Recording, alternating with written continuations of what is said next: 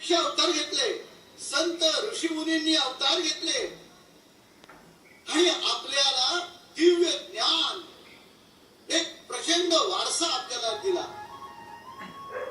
भारत शब्दाची व्याख्या जितकी विलक्षण आहे, भा हे एक अक्षर अधिक रत ही दोन अक्षर. रत असणे म्हणजे रमलेले असणे, अखंड बुडलेले असणे. त्या लोणच्याच्या बरणीमध्ये कैरीची किंवा लिंबाची फोड जशी बुडलेली असते ना, तसं बुडलेले असणे, रत असणे, रमलेले असणे. कशात रत राहायचंय? भामध्ये. काय सुंदर अर्थ आहे बघा आपल्या भारतभूमीला. भा या एका अक्षराला तीन अर्थ आहेत. भा म्हणजे ज्ञान, जो बुद्धीचा विषय. भा म्हणजे भक्ती, जो अंतःकरणाचा विषय.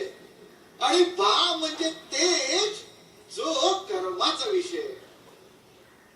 आता अर्थ किती सुंदर झाला बघा. ज्या देशातले नागरिक मानव अंतःकरणाने ओथंबलेले, भक्तीत बुडलेले, ज्यांच्या बुद्धीमध्ये योग्य आणि अयोग्य, धर्म आणि अधर्म, शुद्ध आणि अशुद्ध, नित्य आणि अनित्य निवडून योग्य तेच निवडण्याची विवेकी बुद्धी जागी आहे. असा योग्य विचार म्हणजे ज्ञान, त्याला योग्य भावना म्हणजे भक्ती. असं योग्य ज्ञान आणि योग्य भक्तीतनं दिवस रात्र अखंड तेजस्वी कामामध्ये जे रमलेले, बुडलेले, अशा तेजस्वी मानव